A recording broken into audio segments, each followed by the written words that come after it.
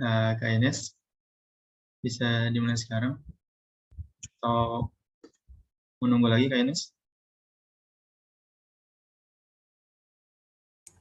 Boleh Kak kalau mau mulai sekarang. Udah 20. Oke, silakan. Ines mungkin dimulai aja. Dimulai aja. Oke.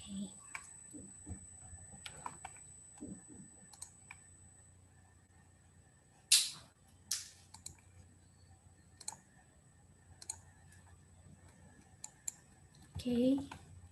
Good afternoon, everyone.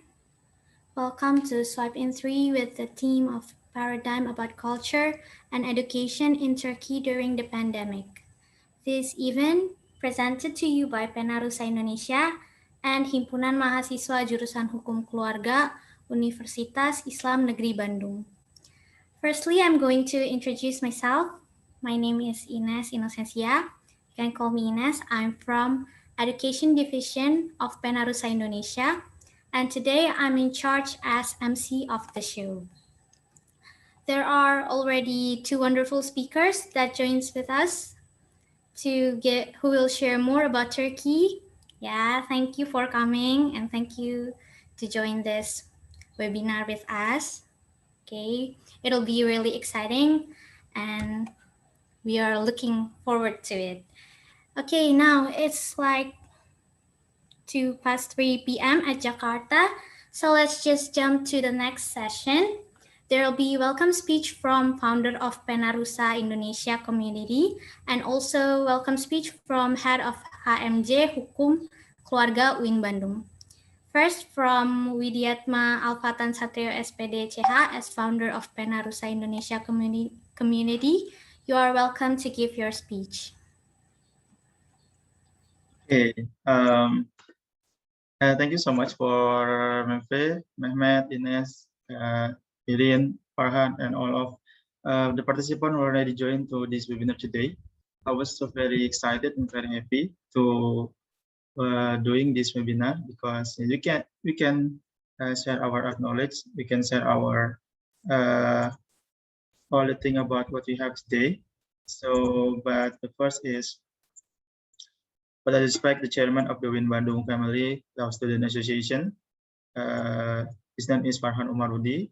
Thank you. I respect for our presenter today, my friend Mehmet. What I'm proud is member for the Pena Rusa Indonesia community and the participant of this webinar, which I really love today. Praise our gratitude to Allah Subhanahu wa Taala because it's a gift that we can hold this event and then we can join this event until finish today. Don't forget to give salawat and salam to Prophet Muhammad Sallallahu Alaihi Wasallam, who already give us the light until final day. Today we will carry out the third swipe-in with the theme of the paradigm about culture and education in Turkey during pandemic. And thank you for my friend Mehmet, which already give your time for being a speaker in here.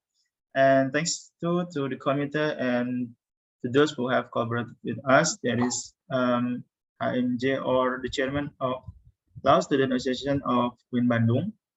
And then obviously, I give thanks to the participant who already have the spirit for joining to this event today.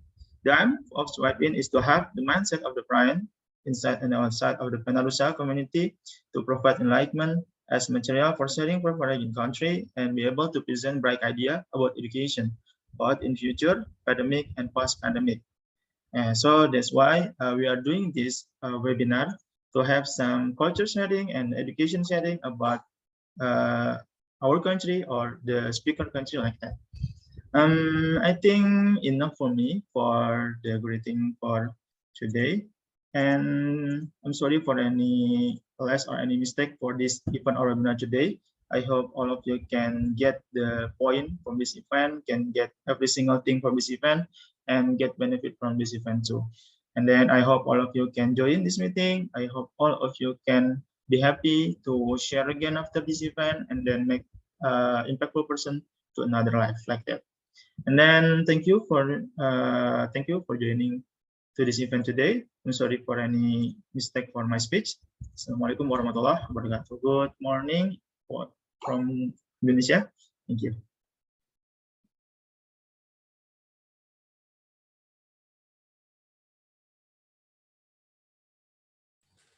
Thank you so much, Kawidi, for the welcome speech. And then the next speech is from Farhan Umarudi as head of HMJ Hukum Keluarga UIN Bandung. To Kak Farhan, you are welcome to give your speech. Okay, thank you very much for the time. Excellency, the Committee of Pena, Rusa, Indonesia, and for the speakers, Mehmet Tenderson and Merfederson.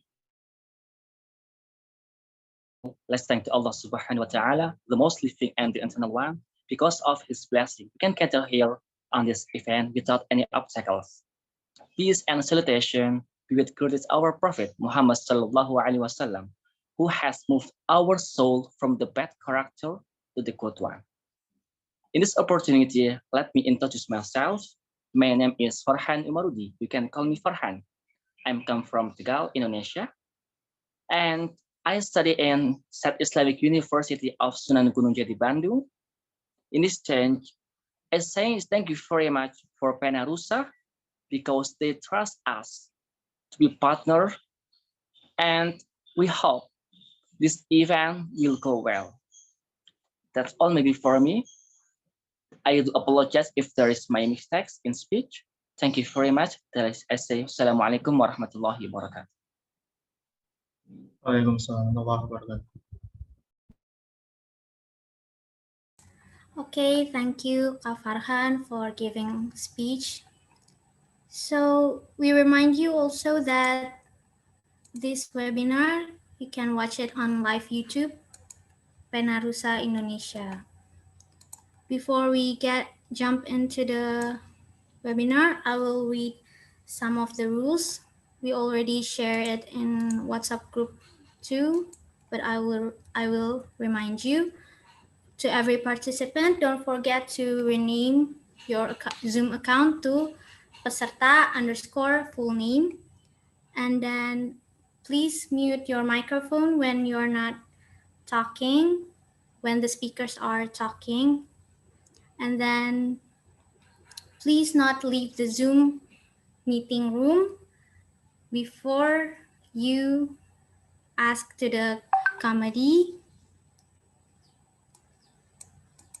And then there will be a Q&A session that will be led by our moderator, Kak Irin. So there will be time when you can ask the speakers. And then when the photo session, please turn on your camera. Okay, and then the next is I will read the CV of our moderator.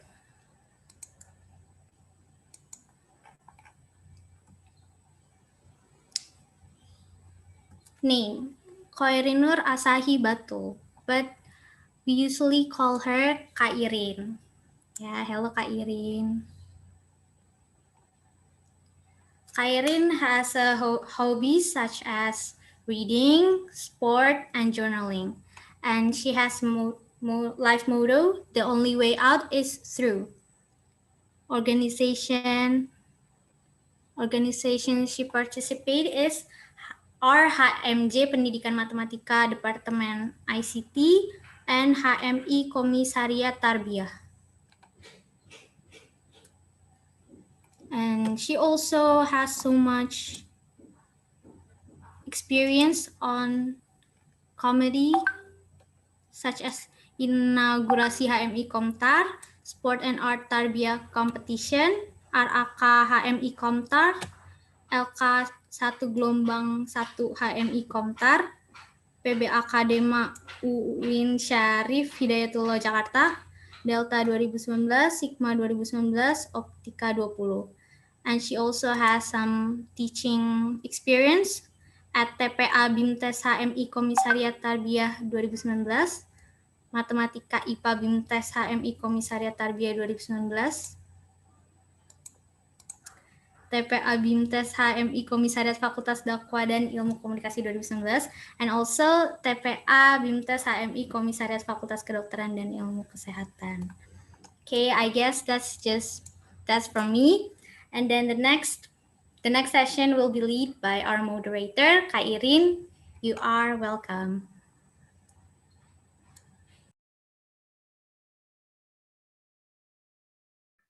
Hello, good afternoon, guys.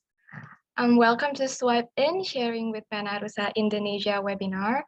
We're so excited to have you here, excited about what we're gonna discuss today. Before we begin, same as Ines, make sure your display name is as the format. And for the Q&A session, you can drop your question on the Zoom chat section after the speakers done presenting. Joining us today, two amazing Turkish citizens. Okay, so our first speaker, Mehmet Can Dulsen. I will share his CV. Wait a minute, one sec.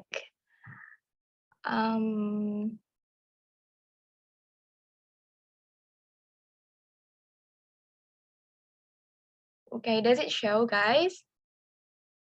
Yes. Ready? Okay. So, as you guys can see there, he is socially and academically active. In high school, he participated in 2 projects. He was a high school intern for those projects from Akademi's University, Antalya, Turkey. Currently, he is assisting in a research related to COVID that run by the university he's attending, Sabancı University, and he is socially active too. In 2019, he participated in ISAC, teaching English in a rural elementary school in Thailand.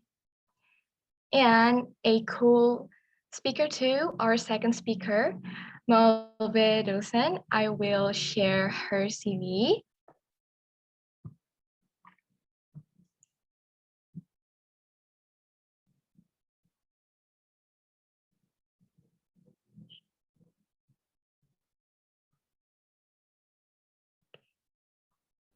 I guess it already shows. As you guys can see, she studied medicine in 2 universities, Çukurova University and Akdeniz University. She also took lots of courses about medical sciences. There are, okay, I'm sorry. Okay, my leg. She took lots of courses about medical sciences, and she was also socially active too. She was an ISAC volunteer back in 2018, which held in Serbia. Today, they're gonna be sharing how is it going there in Turkey during this COVID-19 pandemic, Turkey generally, its history, cuisine, culture, and of course, the education right now there in Turkey. Okay, they're already here, so they look so ready to share a lot of interesting and informative knowledge about Turkey. Mehmet and Mave, are you ready? Yes, we are ready. Yes, we are ready. Okay, without Thank you very much for your kind words. Let me share my screen. After you, Mehmet and Mave.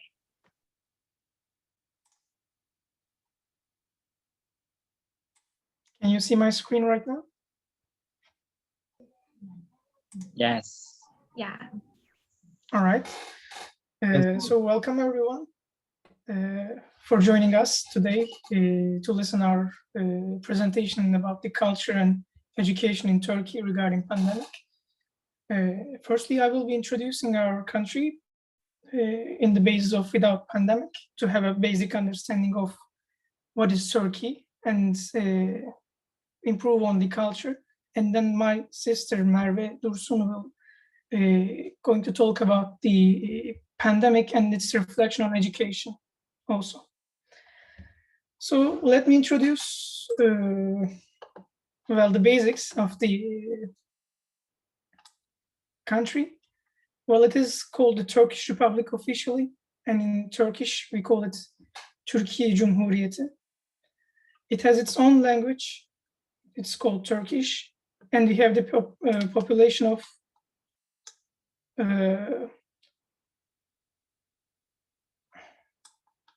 I'm seeing there is an image drawn by a participant. Wait a minute. All right.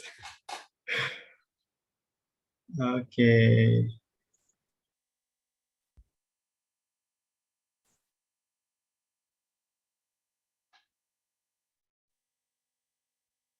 Why he draw something? Wait.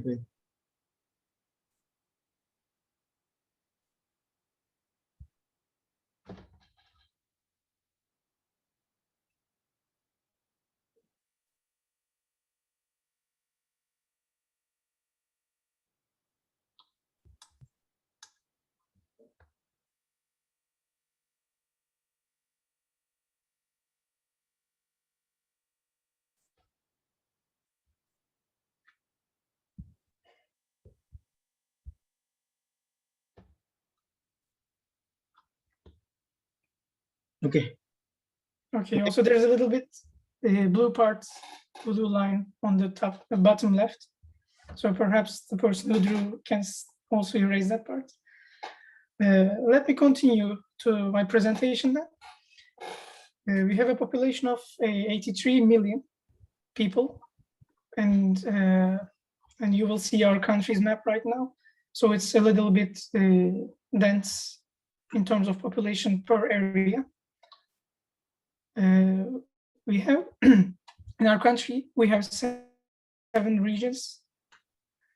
The one that includes also the Istanbul.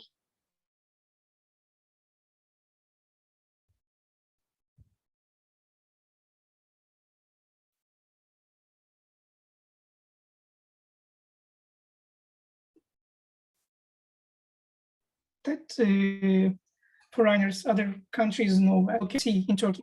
So it is known that we are in first 3 countries in the world for tea consumption per citizen, and the tea production is coming from this region, Black Sea.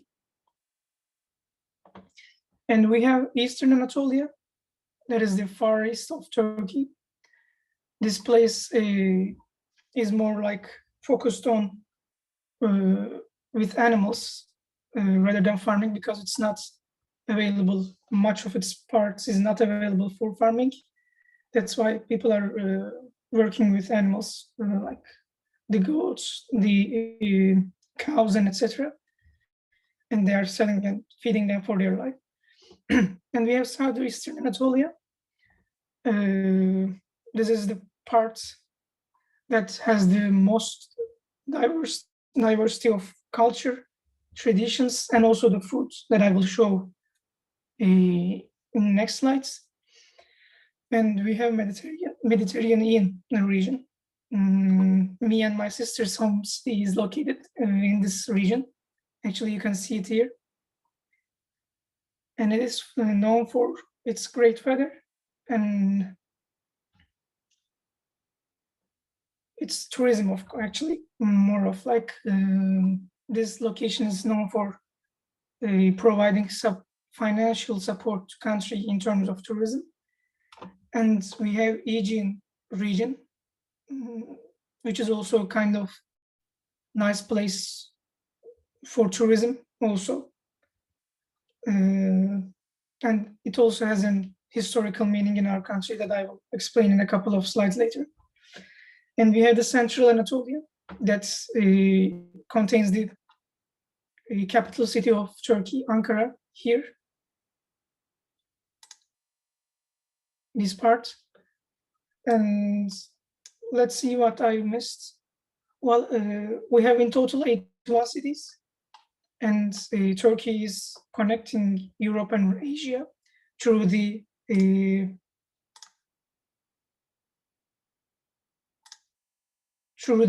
Istanbul in the Bosphorus. 1 second, I will request from you.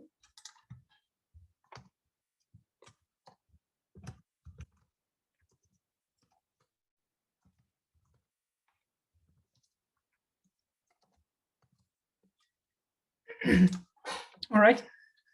So what do we have left? We have Black Sea North and Aegean Sea is west, and Mediterranean is east, Mediterranean Sea south. So we have, like, it's not shown here. I specifically chose this map to show you in terms of English language of the regions. But there is an sea here, Mediterranean Sea, Aegean Sea, and Black Sea here. And there is a land connection to Iran, Armenia, Georgia, and other countries. So we are like, in terms of geographical terms, we are located on a peninsula here. And the geographical location of Turkey is known for first human settlements. Çatalhöyük, that is assumed as the start of people settling down rather than traveling all the time in their life. So it's an important place. It's exactly in Central Anatolia, if I'm not mistaken. It's an important place in terms of history for all over the world, since it's the first human settlement assumed. And before moving on to the culture, let me introduce also the history of our country. So, as you all know, as it's known, because it was a big empire and a powerful empire back at its time, we were founded after the Ottoman Empire. Ottoman Empire is founded in 1299, so it has a long history, and it is ended in 1990. Basically, the last times of Ottoman Empire was during the First World War.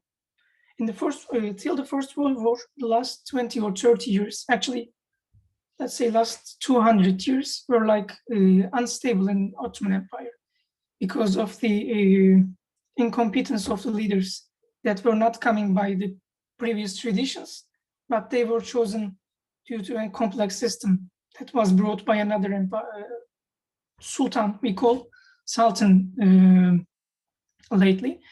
So there was an incompetence in leading, and there were lots of loss of lands due to many wars. You know, the Ottoman Empire was not from this shape only. It had lands in 3 continents: Asia, Europe, and also Africa.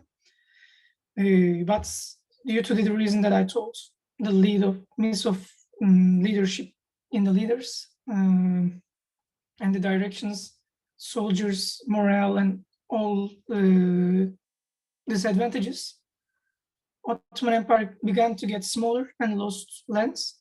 And in the First World War, we all know the First World War, the English, the France, and the other allies versus Germany and the allies. And we were in the side of, the Ottoman Empire was in the side of Germans. And as Germany declared their loss of war, we also declared the loss of war, because we didn't have any additional support to keep the fight going on, because the Ottoman Empire was so powerful in terms of humans and control of humans with the religion of Islam, because we had the Caliphate. But Ottoman Empire was lacking the technological development. So Germany was providing this. And since they declared defeat, the Ottoman Empire didn't have enough support to continue the war. So it was also a defeat for the Ottoman Empire. And after the defeats, English, the British, the French, and the Italians wanted to share our lands amongst them and to nearly almost end us. It was done by a treaty of Sevres. This is called the agreement. This is the agreement. It is, how to say, it wasn't never actually on the application. It was offered to the Turkish or the Ottoman government. And unfortunately, Ottoman governments that was dictated by the Sultan accepted this. By the way, the Treaty of Source is shown here. It shows that the blue parts will be belonging to Greece, and the green parts will be going to Italy's. These parts will be going to be French, and these are the British. They're sharing the oil sources basically. And here is Armenia, and there are some joint territories of, again, these invader countries. And in this agreement, what we were left is just this yellow land.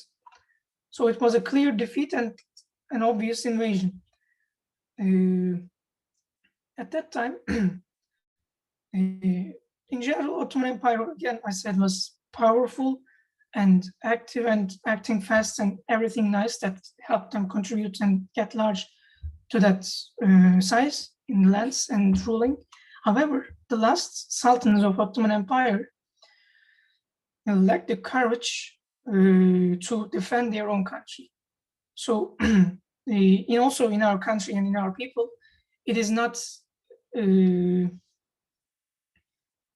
taken into consideration as these sultans were protecting the Ottoman Empire. In fact, they were accepting the offers from British that were offering this invasion, and they said yes. And this treaty also included giving up all the weapons of army of Ottoman Empire to these allied forces. So it was like a complete surrender. There were the communication lines were all delivered to them, and no communications, no weapons. It's just a bunch of people living in this area. However, the Ottoman Empire does not only consist of the Sultan or its government. The real part that makes Ottoman Empire is the soldiers and the public. That is not only living in Istanbul, but all over the country. So let's continue for the history of Turkey in this slide. These people didn't, of course, accept living in only this yellow parts. They wanted to preserve their liberties. So they got all raised, and they had rebellions, revolts all over the empire. They are called Kuvayi Milliye in Turkish. It means Turkish revolutionaries. These were not like organized revolutionaries. They were like all people, for example, in this place. And all these parts, people were like defending their own countries, own cities and regions.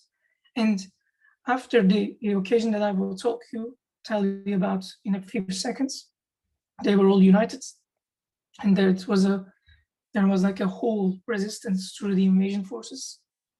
The main factor, the main character that's carried out this organizing role is, Turkey is known for his great leader, is Mustafa Kemal Atatürk. Mustafa Kemal Atatürk was, let me also talk about his past a little bit. He was also a soldier in Ottoman Empire.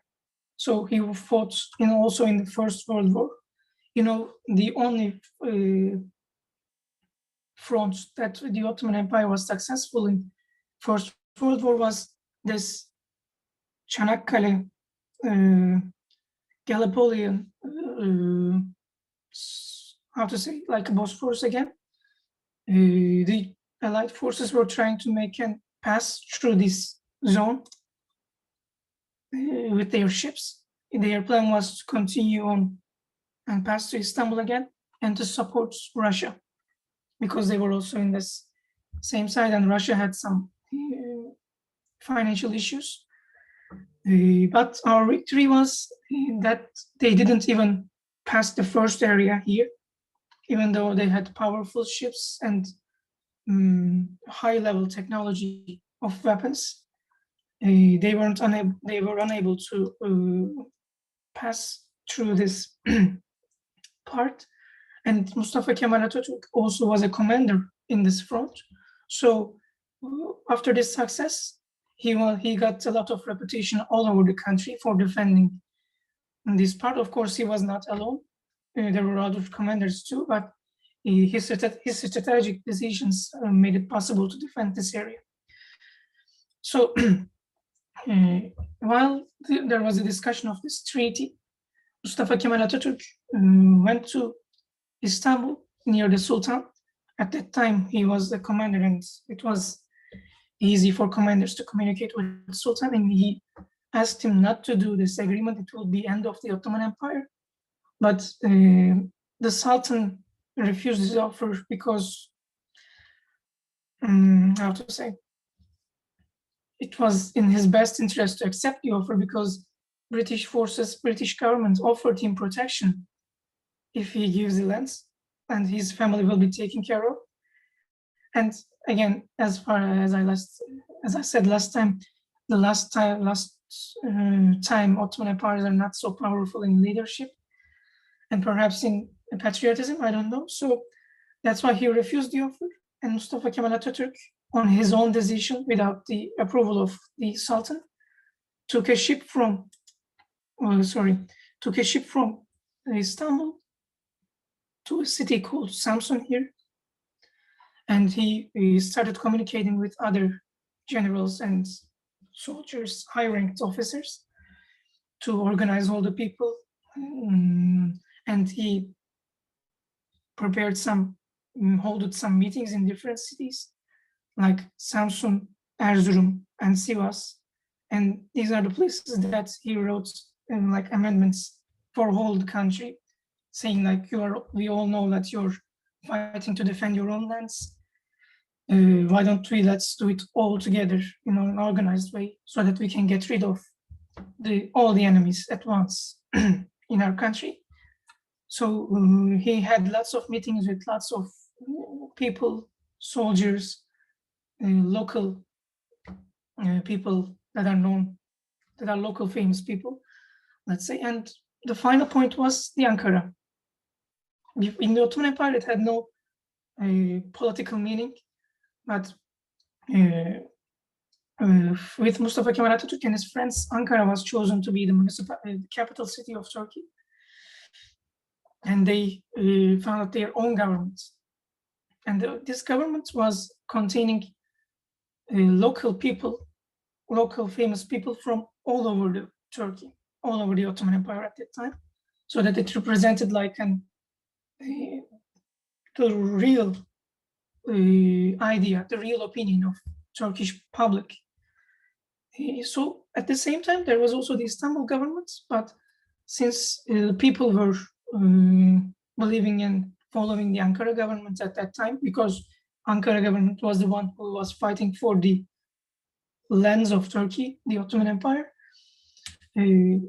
as they fight through with the enemies, Ankara government, with Greece, French and British, there was not much of a fight with Italians because they weren't really interested in, they were cut half in the support. So they backed up as soon as they saw the revolts against the other enemies. So it was like a big fight. There were battle in 3 fronts. It was with Greece, it was with France here, and it was with Armenians in the east. So as well, you may know, currently, and in the past, there is a conflict between Turkish people, all Turkish people, like the Azerbaijan people, Azerbaijan Turks and Turkish Turks, and also others. But this specific Turkish community have conflict with Armenians because it is not only depending on some war conflicts. When all others were trying to invade our lands, also they were trying to invade our lands. And during the First World War, they were removed from the, these eastern regions because they were organizing massacres. That was because of, there was a treaty declared by the United States presidents regarding the First World War. It was said that in a region, which people has the highest population, which community has the highest population, then they should own the land. It's like if Turkish people are in the majority there, it must be Turkey's lands. If it's Armenians, it must be Armenians. If it's Georgians, then it must be Georgians. Therefore, at that time, there were all like these gangs in Turkey, in the Ottoman Empire, that tried to do massacre on local people, innocent people, to increase their majority, like to decrease others' populations and increase themselves. And by the way, these are not words of fans of patriotism. These are the facts. Like there are documents of them gathering up gangs and killing the local people. The Armenians are doing this. And the Ottoman Empire at that time, of course, to protect their own people, take the Armenians and sends them to outer regions of these lands that they claim themselves to be. And when they are moving these people, of course, they are the ones killing the innocent people. They are not easily going to accept being moved. So they are resisting, and Ottoman Empire is applying force to sustain this, to suppress this force from Armenians, and they are removing it. So the fact, actually, the thing that we know as the Armenian genocide in 1950 is just like this. There is like not like a genocide, but it's only they are applying genocide to local people, not even this people on this side. They're applying to local people, innocent people on this side, to increase their majority, to get the claim on the lands. And the Ottoman Empire is removing them because they're killing innocent people. And this is introduced to the world press as Armenian genocide. I just wanted to clarify this point, even though it's not directly related to Turkish history. It's starting from Ottoman Empire, but recently I heard the news that the United States is going to accept the Armenian genocide as a fact. So I wanted to inform people about the real truths, the truths that depend on the documents of that time and that are accepted by the historians, not some propaganda leanings. Anyway, let's move on. We had 3 wars in 3 fronts. Let me check if I'm behind schedule. All right. And after these wars are gradually over, we declared our, as you can see, the last final map, the outline of our map. This Hatay, this city, was not included in the last map, but it was a crucial point that is claimed by Mustafa Kemal Atatürk, and we see the importance of it now because there is lots of conflicts. I mean, this battle in Syria, we know, and it's an important. There's an importance, geographical importance of this country, this city, and it was taken like 15 years later by a political force, not any wars or etc. People of this city chose themselves to join the Turkey, and so that's how the Turkey is found, with wars and declaring ourselves to invaders. So I will skip this fast because I know we are in Ramadan. I'm sorry to show you this, but cuisine, Turkey, food cuisine is also an important part of Turk culture. And as I said, the last city that joined us has a variety of traditions, and then also the food. And one of the most important, a few of the most important foods that we have are, I mean, you know this, perhaps it's called kebab. The kebab is this one, the original form. It comes with the tomatoes and all other supplementary stuff. And we have this dessert. It is called künefe. It includes the cheese, that's why it's elongating so much. And we have baklava, also sweet. And we have sarma. You know, this includes rice and the leaves of grape. and we have Smith and chai. So sorry, chai and Smith, and these are the very fundamental foods of Turkish people, because this is tea. You know, the chai means tea, and I just mentioned that Turkey has one of the most consumption in the world of tea. And this is like a traditional food for us, like everyone can eat. And we have this is the local food from our city, me and my sisters. It is köfte piyaz. It's like the meatballs. It's common. But this one, I don't think it doesn't have any English names either. It's called piyaz. It includes eggs, tomatoes, and the beans, and it's a very delicious taste that is going on very well with the meatballs. And let's move on with another topic in Turkish culture. It's called Sufism. Let me take a break. So this Sufism in Turkish culture is like an Islamic mysticism. The leader, the role figure of this believing is Mevlana Celaleddin Rumi. You can see his depiction here. He lived in 12,000, yes, around the year 1200, sorry. And he wrote a book about his understanding his ideology. The book is called Mesnevi, and it is referred to as the Book of Truths and Wisdom regarding Islam. And regarding to this belief system of also directed to the Islam, there is a special dance called Sema.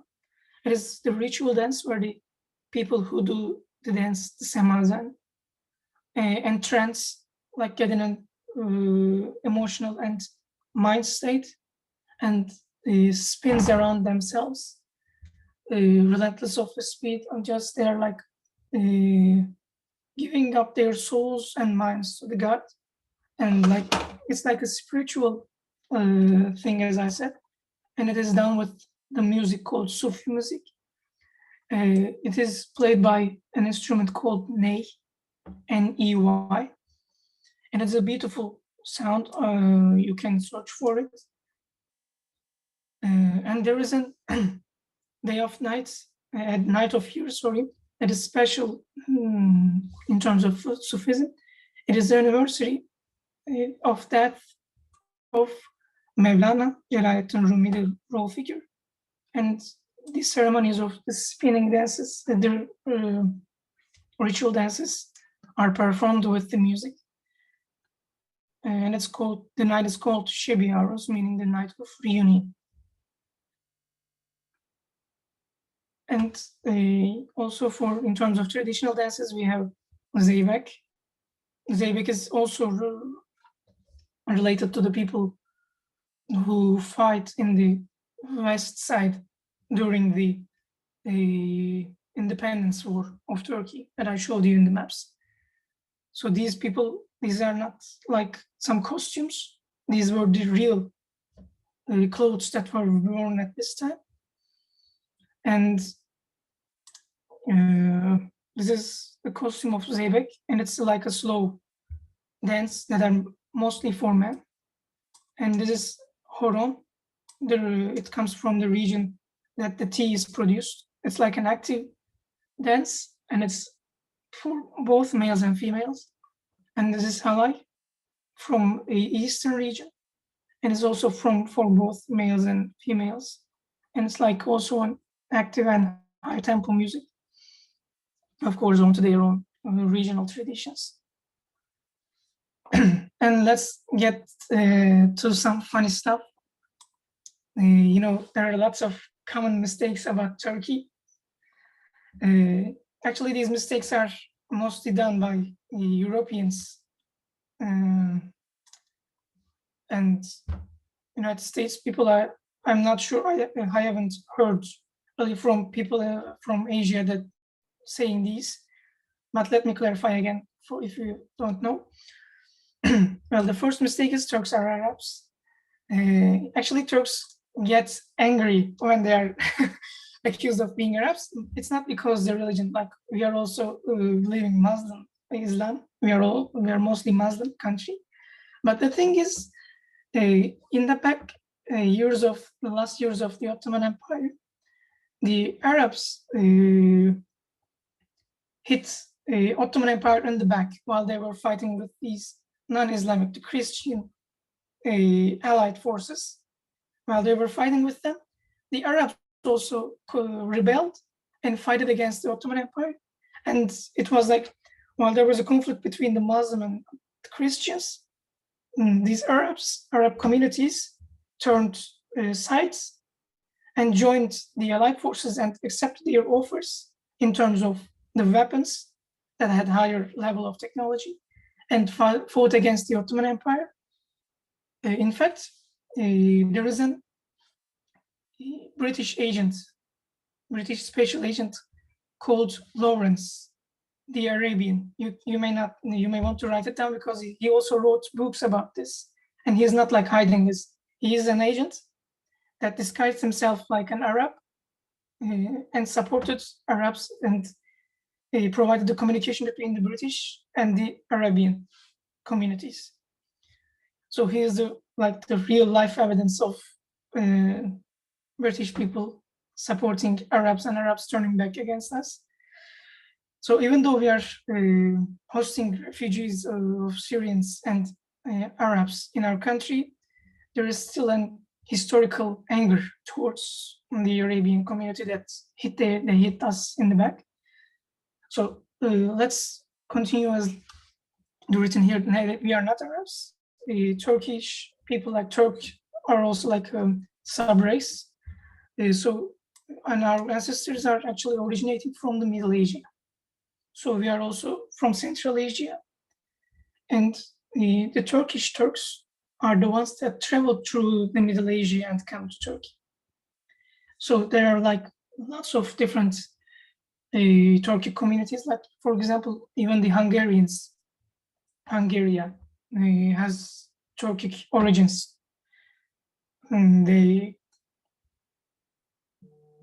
Ajar Turks, if I'm not mistaken, they are the ones that are going to Hungary, and there is also a Turkish party in the political sense of Hungary that is representing the Turkish origin of them. And they're like, as you all know, the Turkmenistan, Uzbekistan, Kazakhstan, Kyrgyzstan, they are all Turkish states, Turkish countries. So like the word of Turk is not only belonging to Turkey. It's like a whole people's, I have to say, if it's politically correct, like a race of people, Turkish race, like, and these are the separate communities of Turkish people spread over the Asia and Europe. And Europe. And the second one is that Turkey is covered with deserts. Well, it's not true. Well, I think these two go together, the Arabs and deserts. So that's why they are matched and accused to us. So I shown a few pictures of Turkey's views. This is from the Cappadocia. This is one of the most famous touristic places in Turkey, and it's the winter season.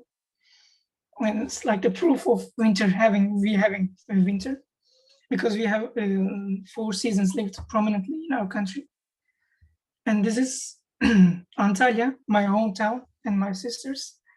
This place is called Yacht Limanı, the harbor of yachts. And it is a beautiful weather and the sightseeing.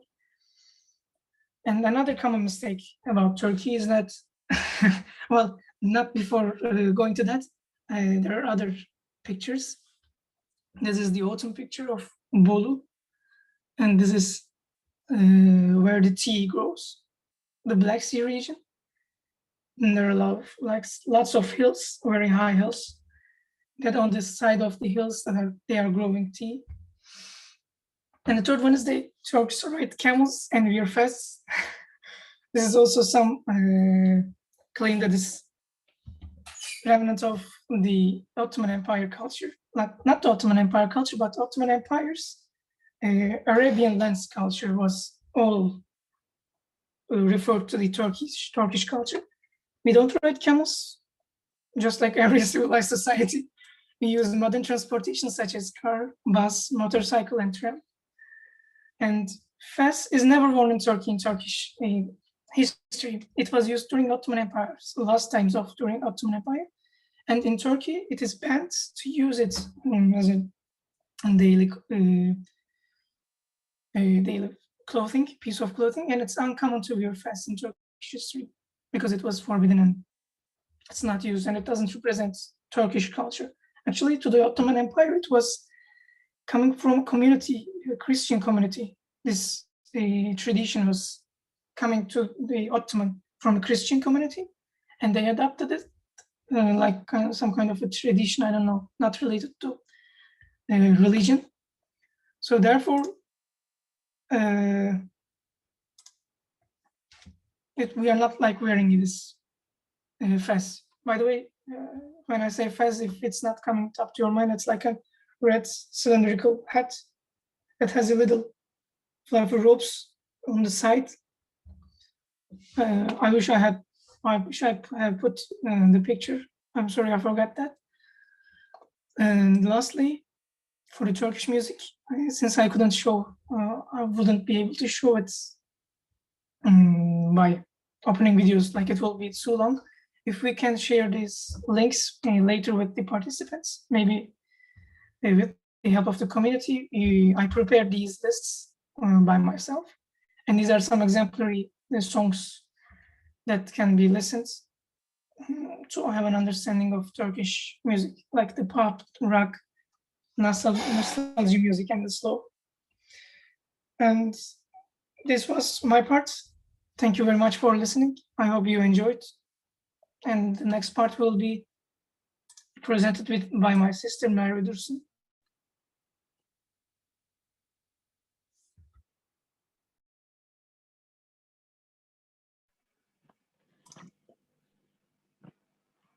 Okay. Hello, everyone.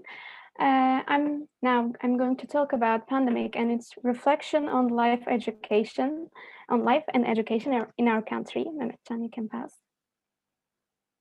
Okay, so first COVID-19 case of Turkey seen in 11th of March. I still remember that night. It was middle of the night and Health Minister of Turkey announced we have the first case in Turkey.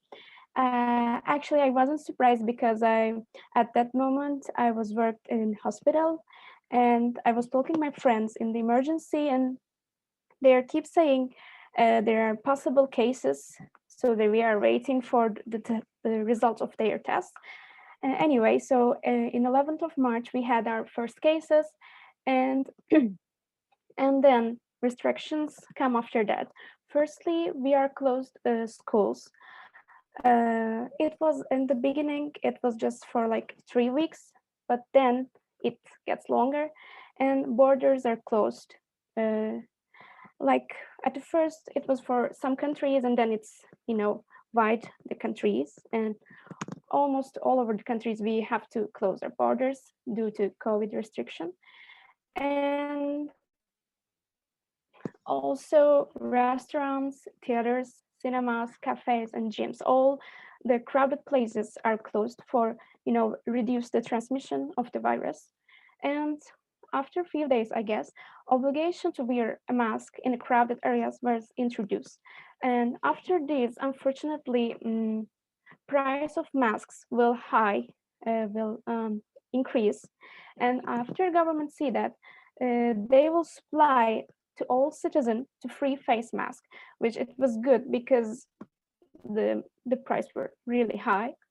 And they supplied, but for example, some people like me, my mask reached really late, but some people get them early. Yes, we can continue, Mehmetcan. And And also the people who are coming from outside of country, for example, people went to somewhere for travel or due to their job, or for example, for the people who went to Mecca, Medina for Hajj. We said Hajj in Turkish, but I don't know in English. Most probably the same Hajj. And all those people stayed at the quarantine dormitories at 2 weeks, and it was also free.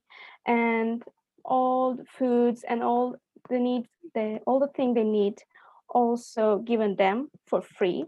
And after these 2 weeks, they checked for COVID-19 and they sent home.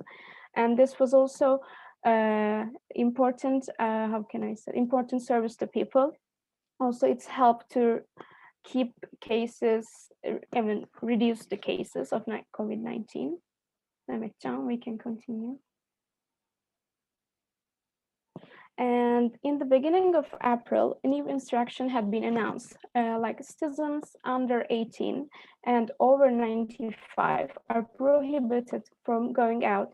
This is also still going on for protect the people who are most, if they had the virus, they could affect it most, such as people over 95 age.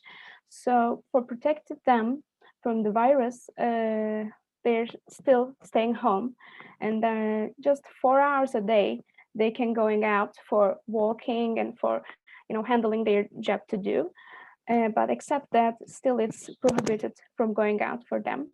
And some groups are established. It's called vefa grupları in Turkish, vefa groups.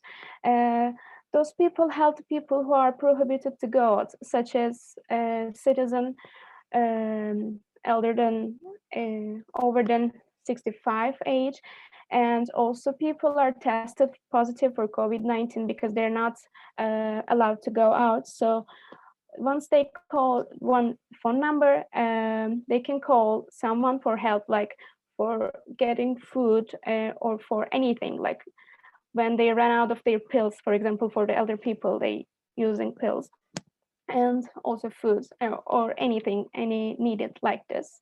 And these groups, teachers, policemen, some soldier groups, and for example, other people from different kind of jobs also worked at those VEFA groups, and this group helped a lot of people at this time. And John, you can change it. And after that, cases are keep increases, and because of that, the government decided declared there will be a lockdown on weekends, and still this is also going on. For example, today is Saturday, and we have lockdown, and we are not allowed to go out except buy food or like for emergency situations.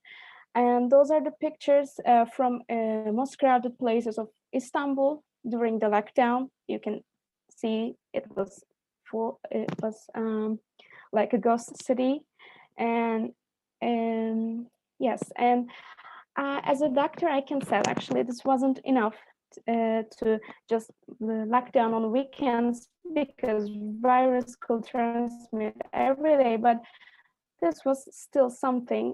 I can understand why they cannot make a whole lockdown, because the economy is because of the economic situation. So this lockdown is still going on weekends.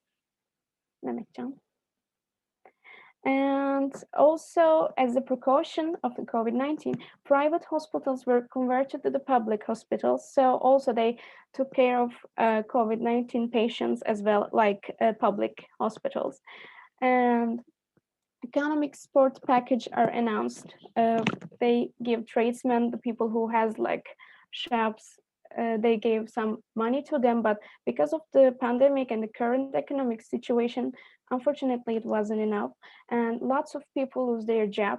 But they declared, government announced, layoff will be not allowed for a certain time. I think it's still going on. People are not lay off their their people, the people who works at their shops or places.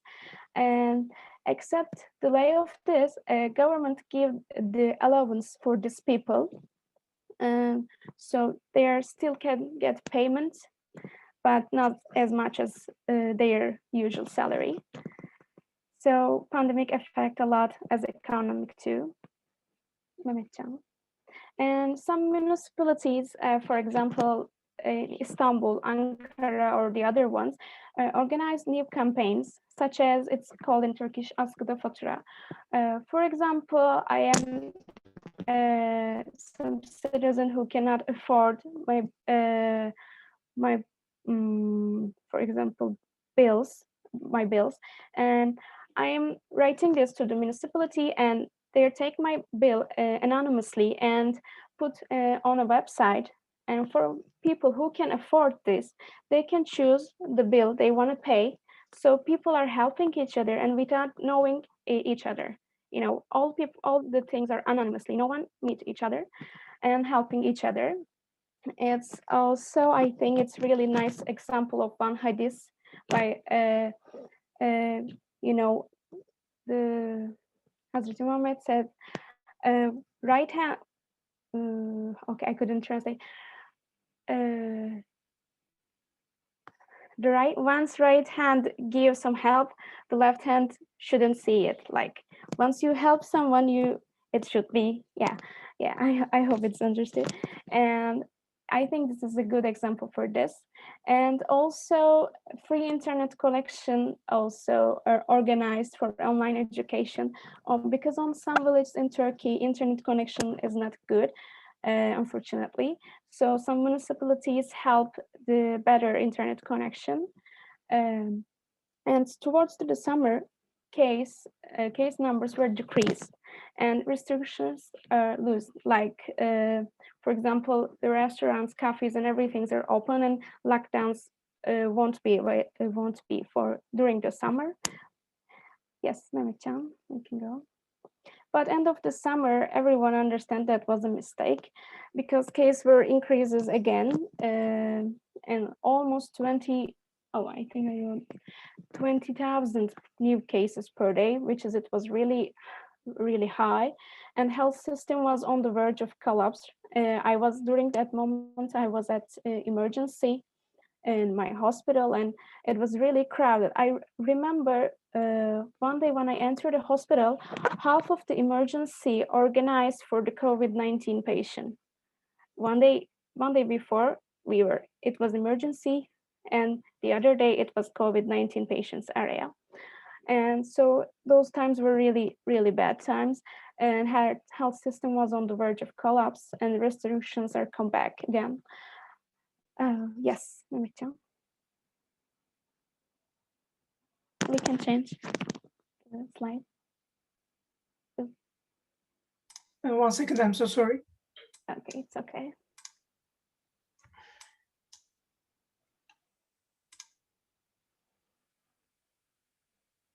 Okay, so towards to the New Year Eve, like on the December of 2020, as you know, some vaccines are begun to apply to people. Also in our country, the first vaccination began on the middle of January, and I was one of them. As a doctor, vaccination reached in first weeks of January in our country, and healthcare providers, healthcare workers start to be vaccinated first. And this photo on the left side is me getting vaccinated. And after the healthcare providers, elderly people followed them, and there were options to get vaccine at their home for protect them to transmission of the virus in a hospital. So lots of healthcare providers, I'm really sorry that I forgot to show a picture of it, went to the villages. For example, like you cannot reach by the car because of the snow. All doctors, nurses, and everyone walked the kilometers away for just get the all elder people vaccinated. I wish I show the picture of this. And besides of the most European countries, we had the CoronaVac vaccine. But now we also had BioNTech Pfizer vaccine applying. So yeah, thank God we have vaccine. Thank Allah we have got vaccine. At the beginning of March, restrictions were loosed again because cases were really decreased. But once we opened everything, it's always same thing happening. You know, the cases increase again. Consequences of this were not good to opening everywhere. Unfortunately, right now we have 60,000 cases per day, and it's really forced the healthcare system. So right now, vaccination continues with teachers and students who are older than 55. Yeah, we can change. As 22 of the April, total case of Turkey was over 4 million people, and number of people who get vaccinated is over 20 million. And it's still going on, of course. And let's talk about a little bit of education. On 16th of April, on March, school were closed, and it was at the beginning for 3rd weeks, but then it's get longer. At the beginning, they are trying to make some arrangements for online education. They produce kind of videos, programs with the teachers. So it's shown on the TV, and also it's on the internet, on the website. The National Education Ministry make them ready. And our parents, my brother and my parents are also teacher. So we are, real witness of how the things going on online education. So they provide education such as like this application, Zoom and others. They organized their lessons with their teacher, but unfortunately, internet connection wasn't good enough on some regions. The place, for example, some village so high and the quality of internet is not good, and unfortunately, all people cannot afford buy computer, tablet, or phone either. So some children are affected because of this, and it's really sad. And I'm going to show you some picture of the student, how they try to reach internet connection, how try to reach their education actually. Yes, those are the children who went out somewhere outside of their village to find good spot for good internet connection. And so that's basically like this. We can change slide. And until the last September, education continued online, and on September, schools were opened, like not all days, and they organized the classroom won't be full, and like social distance also was important. But after cases are decreased, almost 20,000 case per day, also their schools were closed again. Currently, education mostly continue online, but for students who had 8th grade and 12th grade, which they're going to be on exam for entering university or high school, they have exam. So for the opportunity of equal opportunity of education, schools are open for them, but the other students having their education online. Yes, that's all. Thanks for listening, and if I made a mistake, I'm sorry. Thank you very much for listening. And also, by the way, I want to add something to last slide. Also, my school is continuing face-to-face education. I'm in the university. I'm also currently studying in the dormitories, but it's partially open. I mean, the students who need laboratory access for their courses are coming to campus, and those who are not coming to campus, like it's partial. And if you want to contact us, these are the ways of communication for us you can reach from. Yes. Okay, thank you so much, Mehmet and Move, for the presentation.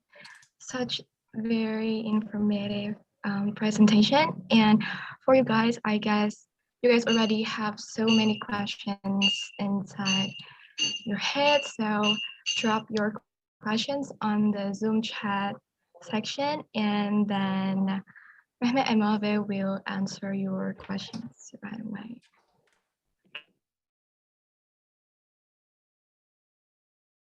Yes, we'll wait for the questions to pause some minutes.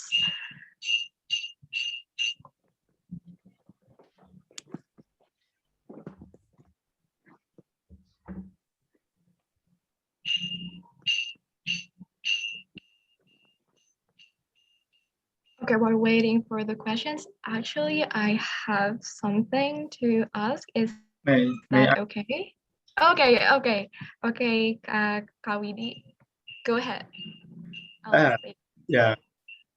Thank you for my friend Ahmed, which already give the presentation of the material, and I already read for some evaluation or form for this attendance, and some of the participant in here cannot recognize what you say because there is some people who have the English was beginner, but it's okay.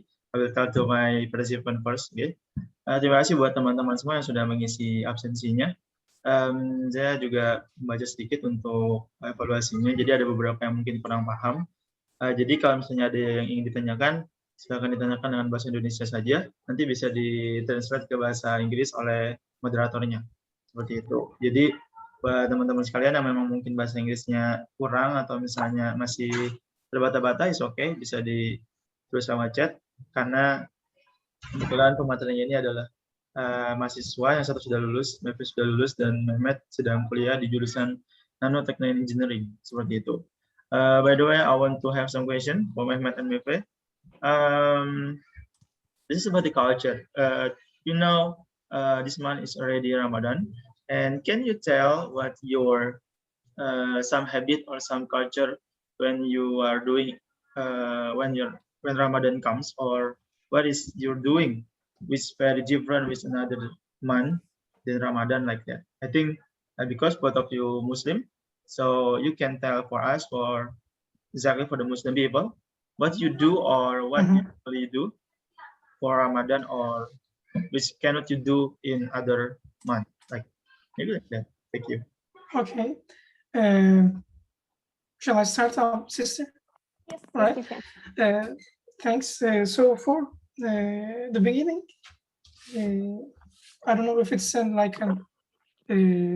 directly related to religion, or it's like a traditional part of beginning of Ramadan, but we have canons, and in the beginning of the Ramadan and at the end of the Ramadan, these 2 days, around the I don't know the English word, like there are 5 parts of the day, 5 times that we pray. The third one in the middle, that is around the afternoon. İkindi. Sister, what is the English version for ikindi? Do you know? For English version, I don't know, but let me check. It's mid-afternoon prayer. So around the time of mid-afternoon prayer, in the beginning of the Ramadan and at the end of the Ramadan, we have like real sized cannons that are firing cannonballs 3 times. That indicates the start, yes, and the ending of the Ramadan. So it's like there is some traditional, some part that we can start with, that it shows everyone that it starts, even the people who forget, and like, I don't know, like a reminder. And another thing is that when we are... Can I add something? It, also at the iftar time, still they're shooting one cannonball to make everyone should understand that you can... Yeah, each day also, yes. Yeah. Yes, thank you for correction. 3 times in the beginning and the end, and once every day at the time of iftar. the opening of fasting. And at the night when we are eating at sahur, by the way, we are used to the words. We know the words that are modified to Turkish versions of these concepts. So if you're using words that are unfamiliar to you, like iftar is iftar, sahur is sahur, but something, if you're saying it differently, please tell us so we can find a way to explain you. In sahur, we have a tradition of people. Actually, this coming back from the Ottoman Empire. At sahur, when it is kind of difficult to wake up, so there are like drummers, traditional drummers, that go walk around the streets and wake everyone up. And it's like with the music, they sing songs like poets, kind of poets. And poems, yes, and poems that are considerably related to the religion, like, and some jokes to make people wake up, and with the noise, and like to have a clear wake up, not only like the bell, the drum, dum dum dum, but like having some nice words to that could cheer people up. And then other thing is that we have Ramadan packages in markets. It is like a whole large package that contains foods on discount, the basic foods on discount, to be used throughout the month, right? Not for one day, yes. It's for the whole month. Yes, for whole month. For the whole month. And you can, if I'm not mistaken, you can also buy these for other people, like you pay the price, you pay the cost of it, and people who are in need can go to the store and pick them. It's like an also, how to say, helping each other in a society. It's, by the way, it is additional to fitre, not giving the money for poor people to like have a money that they can eat the basic foods. Like this is additional to the fitre, the religious duty. It's like a social help thing, additional thing. So these are the three things that I could come up with: the Ramadan packages, the drums, and the cannons. If there is anything additional, and also not as a traditional, but about food. We have some particular desserts, mostly making and eating in Ramadan, and it's called gulaç. And I think you didn't show the picture of it. It's layers of milk damped. I couldn't flavor. Flavor, yeah, and flavor milk, and it depends on which thing you want. So it's also kind of special for Ramadan. Mostly eat and produce during the Ramadan. And let me think what else. I think that's all I can thought of anything. Iya, Kak Irin bisa dipandu.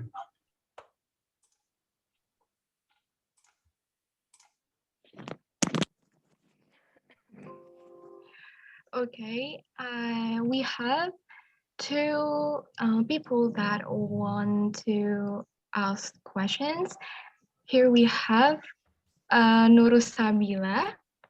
Kak Nurusabila mau lewat chat atau berbicara langsung?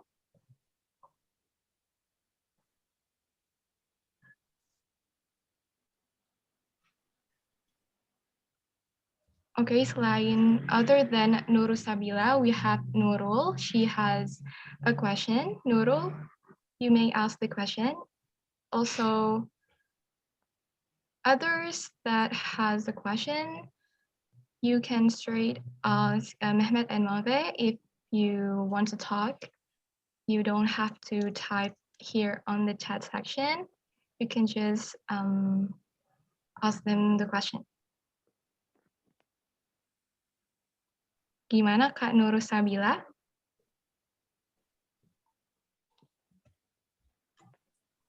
Kak Nurul? Okay. Here we have Nurul Sabila Aulia. She has a question. How is the state of Ramadan in Turkey while the situation is pandemic? May I start, Mehmetcan? Of course. Okay. As a traditionally during the Ramadan, mostly people were, during the iftar time, going each other's house and eat together during the iftar. But due to pandemic, it's not possible for right now. So we are really missing this tradition, this thing, because for Ramadan it means being together, the neighborhood or your relatives, and iftar together, and it is really important for us. But during the pandemic it's also a fact, so we cannot gathering with the people, with our relatives or anyone. And due to the pandemic also, the Terawih pray, you say Terawih, right? Okay. And Terawih pray, you cannot go to mosque because of for praying Tarawih. You can pray in the home, but due to pandemic, like to 60,000 cases per day, it's not allowed to go to mosque for Tarawih pray, and it's also a fact. And what I can also add, Mehmetcan, do you want to add something? Yes, there's one thing I remember. I mentioned about the drummers that wake people up in the sahur time. They usually get tips from people, like money, small amount of money. That also kept them going on with this job during the Ramadan.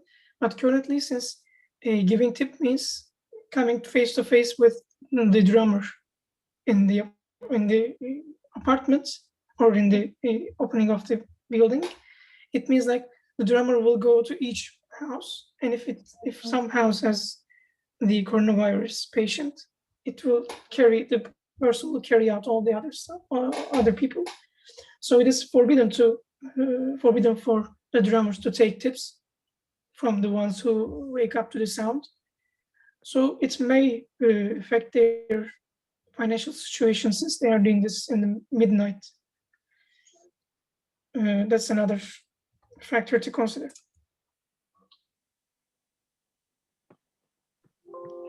Okay, I guess I will translate a little from Kak Widi question and Nurul Sabila question. Kak Widi questions was Ramadan habits in Turkey. They have kebiasaan di bulan Ramadan di Turki itu ada mid afternoon pray, jadi sholat di waktu mid afternoon gitu.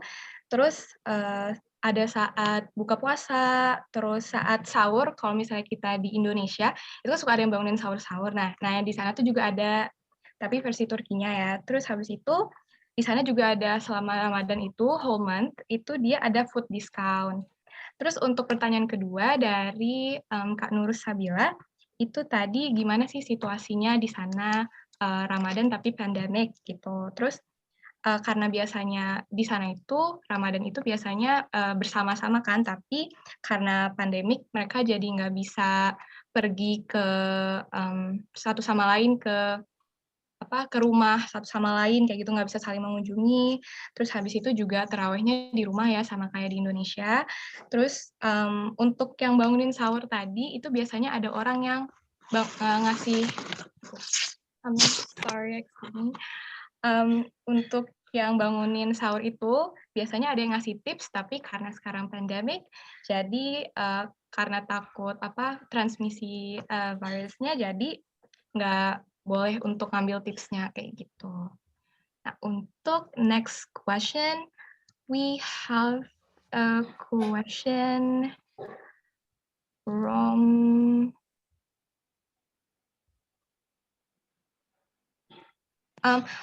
Tugus Putra. Hello, I want to ask a question. Have you visited Indonesia? If you have visited Indonesia, what Turkish culture might be has the same vibes as Indonesia culture? You want? Well, yeah, sure. I haven't been to Indonesia yet, even though I want so much. The way I have the connection with my friends and the founder of this organization is through the Isaac in Thailand. So at that time we had 3 days of orientation, and I not only in terms of food or other things, but we had to chance to spend 3 days together with him, and so I had the chance to get a close look on the Indonesian culture and the people's opinions about stuff. And well, first of all, to say, since both of our cultures are affected from the religion of Islam, they show a similarity at some level. So other than that, the kindness of people and the thinking for others and helping is a clear similarity between two cultures. For example, also the excitement for interaction. For example, in those first 3 days, I have brought some food from my country, and I had them taste, and I gave them the piece, if he remembers still. And he also gave me a piece of food that like we had each other's opinions. And in terms of food culture, that food I can't still spell the name of it, but it was quite good. And what was that? Rendang. Rendang. Yeah, rendang. Yeah, I mean, there was some spice. It wasn't like the taste that I was used to, but when I tasted, like, you know, in the Thai food, we also tasted some things, and I was not like too nice with these foods. But when I tasted this rendang, it was the feeling is it was like eating a food that was traditional to Turkey, but I haven't tasted it before.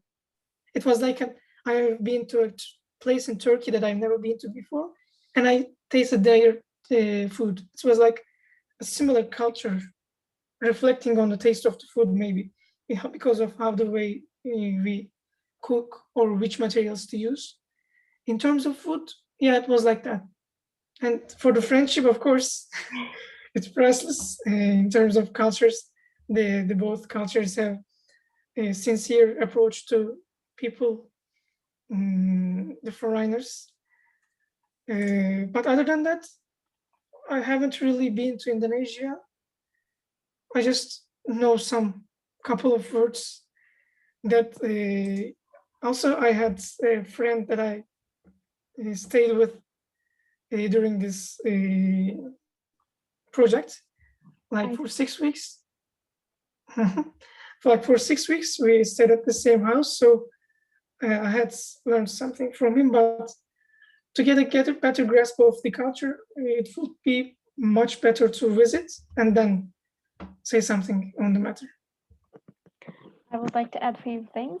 Unfortunately, I haven't been in Indonesia also, but I really like to be in after all this pandemic over and we can go anywhere we want. But once I saw on the internet, and it affects me a lot, I think it's like national park or like island in the Indonesia, I think. Once they realize it's not they closed it for tourism for a while because for the healing of this place, for the healing, the nature of this place getting better, it's affect me a lot. It's affect, you know, how you care your own land, and you know, I hope I can tell clearly, like, you know, they just stop the tourism and they want to protect their land. You protect your national heritage, your national park, because we cannot see this in our country. We had also a unique place. It's called Salda Lake, which is really unique lake, and also the scientist says it's geographic like Mars, one kind of the land of Mars, the planet, but still we are not good at to protect that lake. But once I heard that the news, Indonesia under protect those national park for protect it, it's affect me a lot. It's really nice thing. I just want to say that too. And I really would like to visit that place. I'm really sorry, I couldn't remember the name. I tried to find on the internet, but I couldn't. What the place like that? Can you describe the place? Maybe it could be Komodo Island. I'm not sure. Komodo Island. I saw on the Turkish bloggers story once they visited, I think, like years ago, and then once they went there again, they said these islands were closed for protection, for healing the nature. I really impressed that. So I just would like to add that. That's a really nice thing. That ancient animal. Yes. So right now is that island open for tourism again? Sorry? So for right now, is that island open for tourism again, or it's still closed? I'm not sure, but I think it's closed. You know what? It's really nice thing you want to protect your national heritage. It really affected me a lot. Animal was very rare and very ancient, like that, I think. But yeah, thank you so much.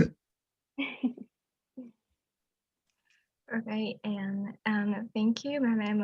And I guess I will translate some of it. Pertanyaannya adalah apakah pernah ke Indonesia? Kalau pernah ke Indonesia, apa kebudayaan yang vibe-nya sama gitu kayak kebudayaan di Turki? Nah, dua-duanya Mehmet sama Mave itu, Mave belum pernah ke Indonesia, tapi kalau dari Mehmetnya itu mungkin dari sama-sama mayoritas Islam ya, ada background Islamiknya gitu, jadi samanya dari situ. Dan waktu itu dan Kak Mehmet ini punya teman dari Indonesia, dan waktu itu tukeran makanan, dikasih rendang, dan dia bilang katanya rendang itu dia merasa kayak rendang itu makanan Turki, tapi makanan Turki yang belum pernah dia coba kayak gitu. Nah, kalau misalnya dari Kak Mehmet, kamar dengan saya. Itu. Oh, berarti yang ngasih Kak Widi rendangnya? Oh, berarti dari Kak Widi rendangnya untuk Kak Mehmet. Nah, terus kalau dari Meve itu dia tertarik banget sama Pulau Komodo, karena tertariknya itu karena sekarang kan Komodo Island, Pulau Komodo itu lagi ditutup ya untuk memulihkan keadaan pulau tersebut, dan dia sangat tertarik dengan itu. Gitu. Okay, next question.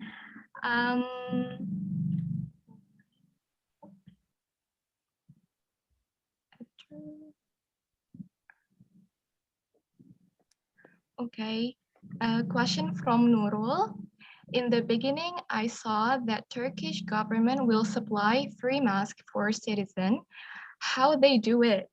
In the beginning, I didn't hear clearly. Sorry for it, so I ask it again. Okay, no, it's okay. Firstly, after the obligation wear mask announced, the price of masks will go higher, more than it really should be. And the government say they will supply free masks for all citizens. And as far as I know on the TV, on the social media, they send the people's home, like the cargo, maybe I can say like that, to right, Mehmetcan? Cargo, yeah. And for example, for our family, I can give a sample. Until the May, we couldn't reach mask. You know, during my presentation, I also said some people can get, but some people cannot. For our family, our face masks will reach on May, and it was just for me, not for my brother, mother, and father. Just I had 5 face masks. And I could get that on the 5th of May on the pharmacy, because on that time they said the people who wants to get their masks, they also can buy on pharmacy too. And after the May or after the June, I think, they stopped giving free masks because the mask's price will drop and people also can afford themselves right now.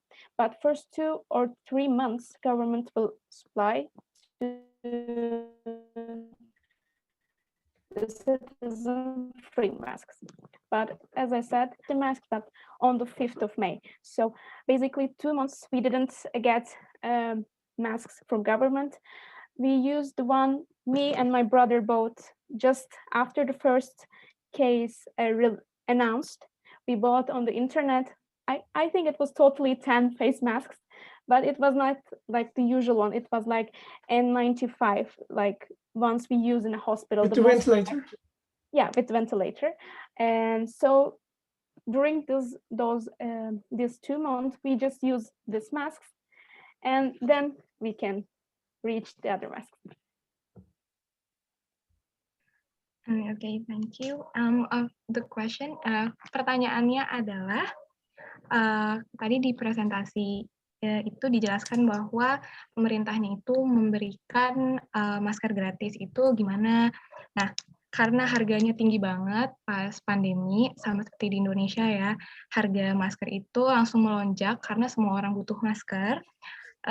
Dan bahkan Materi itu baru bisa dapat masker itu tanggal 5 Mei, dan itu hanya 5 masker. Dan karena itu pemerintah memberikan masker gratis, setelah itu harga maskernya turun gitu. Next question, pertanyaan selanjutnya. From Sakin Arifin, I have question. Is the online teaching system in the current pandemic era affecting lectures? Thank you, Sakin. I'm going, Mehmetcan.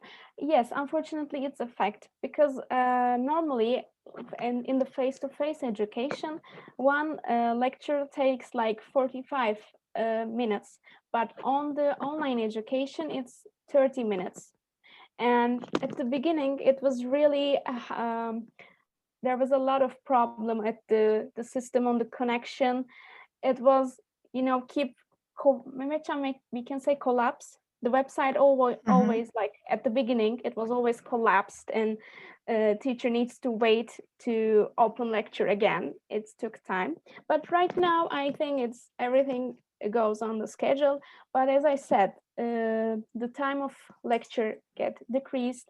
And also, for example, I can say by my observation to my mom and my father's told me to that, like it's not like teaching on the face-to-face, and they cannot see the students and they cannot hear them, and I think education should be like once you ask, they need to answer. So it should be, how can I said? I need a translation just a moment. Karşılıklı. How can I said that? Reciprocal. Yeah, it should be reciprocal. Like once one student asks one teacher asks student should say something, it should be interactive, I think. So because of the online education, I think this bit of effect. And as I said on the presentation, unfortunately, any people in any family in Turkey cannot afford to internet, or maybe they cannot have computer or tablets either. So it's also a fact. For example, you have one computer in home, but 2 or 3 children in home. How it's going to be possible all of them watch their lectures? It's a bit of a fact. So yes, I can say like that. Mehmetcan, do you want to add something to this? Well, sure. This is the case mostly for the elementary school and the high school. They do the system. In terms of a university student's perspective, that could be a similar approach to your thinking while asking this question. Well, we have these lectures still, but the thing is that when it goes to online, the first parameter that is affected is the interaction. in the breaks with your friends. So in the lecture, when you're learning, you're having a process, but if you're not having a break, a social time with your friends, you cannot see like all education course, and no break and still course. You cannot refresh your mind, and you cannot completely focus on the lecture again. So in the normal time, like, when you're in the university, you can just enter the class and it's break time. You go out, you drink coffee, or you talk with your friends, go outside and have a fresh air, and you can renew yourselves. But in this case, like I'm in the third year now, second semester. For 1 year, for one whole year, I was in my home in Antalya. I'm currently studying in Istanbul, and for the first year of the university, I experienced this university life, like having the courses, and after the courses we have a break and we are free.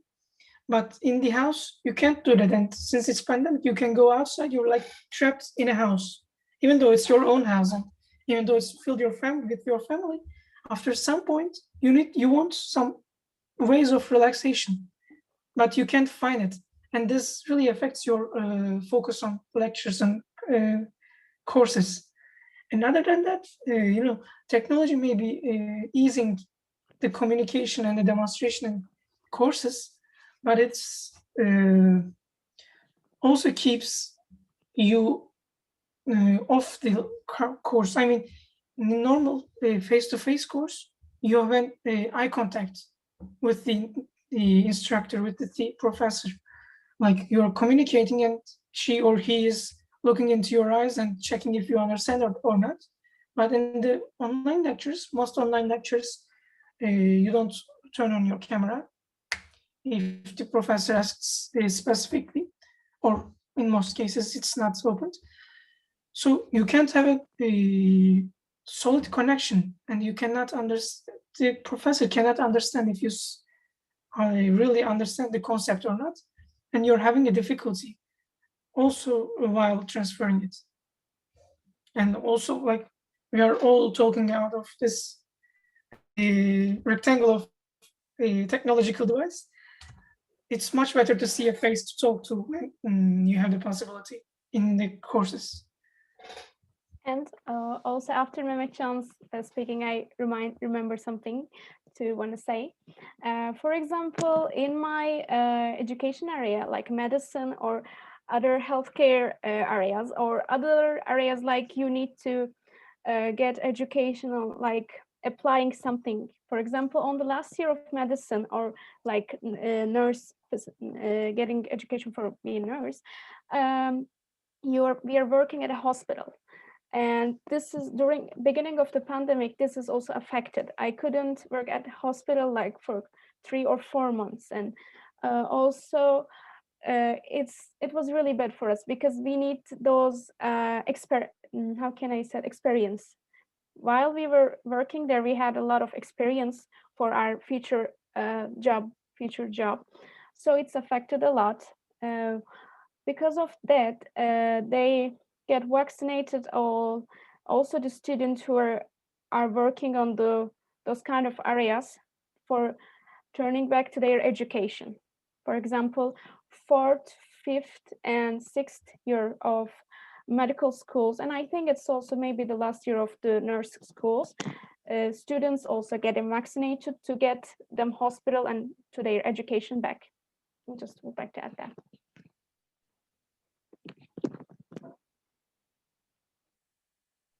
Baik, jadi pertanyaan dari Saudara Sakin adalah, apakah pandemik ini mempengaruhi lecture-nya di sekolah? Nah, kalau pertama tadi dari Mave itu, pertama waktu pelajaran itu berkurang, misal dari 45 menit jadi 30 menit. Terus beberapa masalahnya itu adalah pas pertama kali online sistem ini, itu tuh website ada yang collapse karena banyak diakses, terus jadi membuat guru itu jadi harus menunggu dulu, jadi nggak efektif. Nah, terus Mohammed sama Meve ini merasa kalau misalnya pendidikan itu sebenarnya tuh harus interaktif gitu ya, harus apa ya bahasa kalau dalam Indonesia harus tektokan gitu. Jadi misal tadi contohnya murid itu nanya, nah guru itu langsung jawab gitu, dan di sana juga masih banyak yang belum bisa beli gadget dan afford internet gitu. Jadi misal ada satu komputer dan 3 anak itu akan sulit untuk belajar online kan. Nah terus untuk dari Mehmetnya itu tadi dari mahasiswa ya.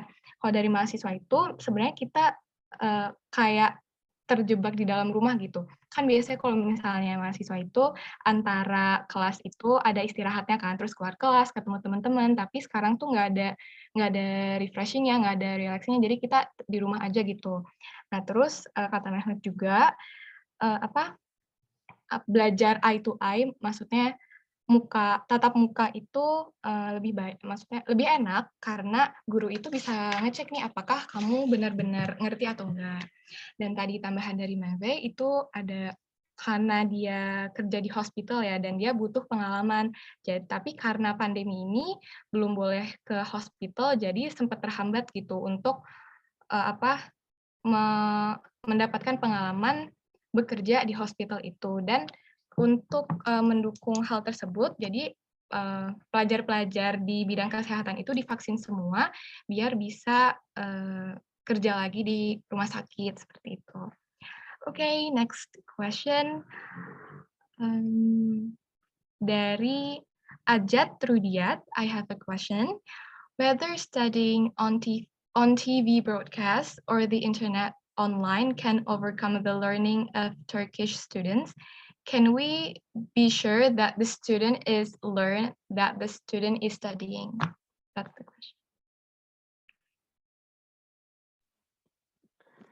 Oh, well, I think they are not learning as much as learn face-to-face, but it's kind of some way to keep still them, like keep them still, how can I say, to relate with their lessons until the time we are going back to face-to-face education.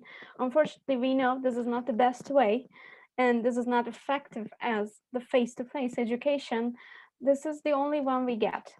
But I could say, I wish we do something different, like how we manage the pandemic.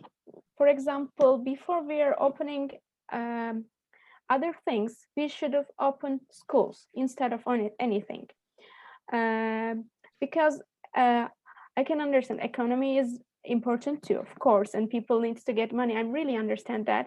But if we cannot provide education, it won't be good for the next generations.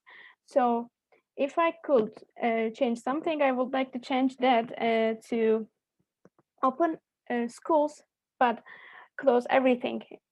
Just keep track to education going on. But unfortunately, yes, I as a student, if I be a student, sorry, probably I wouldn't get as much as I get during the face-to-face. Maybe Mehmetcan also can add something because he's currently getting online education too, but I always get my education on face-to-face. I was fortunate one because I think online one won't be like the face-to-face. Sorry. The thing is, when you have TV broadcasts for education, you have zero interaction. All the thing that is going on is you receiving information and the lecture from the TV. You cannot involve, you cannot participate. And then if it's through the internet, it is partially interactive. As I said before in the previous question, it's like partially interactive and you cannot completely attend the class. Normally, if you're face-to-face, you connect more easily and you can feel free to ask questions. But when it comes to online education, people has like a hesitation of should I ask, should I interrupt the class? And like internet takes this hesitation into another step, because you know, face to face, even if you seem like you can't understand, professor or the lecturer can come to you and ask you what's the problem, or I think you have a question, do you have any questions? Like, you look into your eyes. But if you have internet, the education, online education through Zoom or other meetings, like it's more vague, not clear, that you are not understanding, and the other part, the professor is seeing that, or you cannot reflect that easily. It may like be an hesitation, or I don't know. It's something we are all not used to. It's something we all first to observe and the experience in the online education. But I can say that it clearly reduces your ambition and drive for studying the courses. I mean, at least for me and for some friends that I talked with in my university, that we discussed this, especially this semester. This is going to be the third semester that is online. Like the morals and the ambition to learn and develop yourself through the lectures is decreasing every time it continues the online education, because education like is not only from learning the knowledge, it's also the creativity and the gathering up all these pieces. And you're not only learning when you're listening to the lecturer, the professor, you're also learning when you're discussing the concepts with your friends. And when you're, for example, if one of your friends don't understand a point in the class, you're explaining them in the face-to-face education. And when you're explaining to them, you're understanding it also better. So it also disables this part of education. And that's why I think they are not comparatively equal in terms of effectiveness. That's what I can say. Oke, baik. Jadi pertanyaan dari saudara Ajat Rudiat adalah, intinya kan kita belajar online, gimana kita bisa pasti ini kalau misalnya para siswa dan siswi itu belajar gitu. Nah, dari jawaban dari Mary itu sebenarnya emang kurang efektif, dan apa yang didapatkan itu nggak sebanyak belajar face to face, tapi seenggaknya ini yang bisa kita lakukan sampai kita bisa belajar normal lagi dan belajar face to face gitu. Dan menurut Mary juga sekolah itu adalah hal yang paling penting, hal nomor satu untuk dibuka pertama kali daripada hospital dan daripada rumah sakit, dan hal-hal lainnya gitu, sekolah paling penting gitu. Nah, tambahan dari Mehmet itu adalah online learning itu dia menurut dia itu zero interaction, karena menurut dia kita nggak bisa seutuhnya gitu untuk masuk kelas dan belajar di kelas tersebut. Nah, online learning ini juga meningkatkan rasa ragu, misalnya kita ragu untuk nanya apakah kita harus ganggu kelasnya pas di tengah-tengah kelas kayak gitu. Jadi mengurangi ambisi untuk belajar, mengurangi semangat untuk belajar gitu. Kalau misalnya langsung kan kita nggak cuma belajar dari penjelasan profesornya aja ya, kita juga bisa belajar dari diskusi dengan teman, dan juga kita bisa nanya langsung dan dijawab langsung juga sama profesornya. Nah, untuk we have I guess 2 more questions. Question from Dewi Kurnia. Assalamualaikum, pardon me, I have a question. In what ways can Turkish students learn during a pandemic, whether Turkish students are studying face-to-face or learning from home? Thank you, Dewi, for the question. One thing I can suggest is, well, we have a class, we have a course. In the beginning of the pandemic, we had a semester, and at that semester we had a course. In that course, we were normally having the course topics and etc. If anyone is interested, the course name is Optical, Electrical, and Magnetic Properties of Materials. It's like a material science course. And in that course, the lecturer wanted us to discuss the concepts, discuss the topics in our group. Like we were, for example, we were all in the dormitories in the beginning of the semester when there was no pandemic, and we were reserving a room at the library of the school, and it was like a room where you can talk loud because it was soundproof to others to not to be disturbed. And we were starting it after the dinner, and we were there for 4 or 5 hours. And also the lecturer was providing us a kind of like a homework or problem set. We were all discussing it together. And, as I mentioned before, when you're explaining something to another person, this is the best part when you're sure that you learn the stuff. So after the pandemic, the precautions were applied when we were home and going on with the courses. We talked with our friends again that we had these meetings with, and said, let's continue these meetings on Zoom again, even though it's online and we don't meet face to face. And we still had the effect of that, like having a class in the weekly schedule. And in addition to that, for example, as a guidance, you have a homework for that week, and you're gathering up with your friends and discussing the homework and taking your notes. By the way, it may be not allowed for some lectures because they may think it's like a plagiarism or cheating, but it was not like a cheating. It was like sharing the ideas. What do you think about this homework? How can we do it? And we share the ideas, and all the doing stuff was separate. So we were like discussing and talking about the concepts, taking notes, and we go to our own rooms. When we get back to dormitory, we were doing it on our own.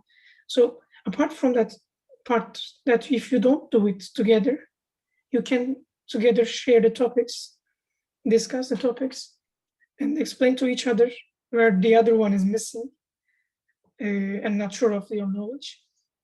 It is, I think, the most important advice that I can give in terms of learning.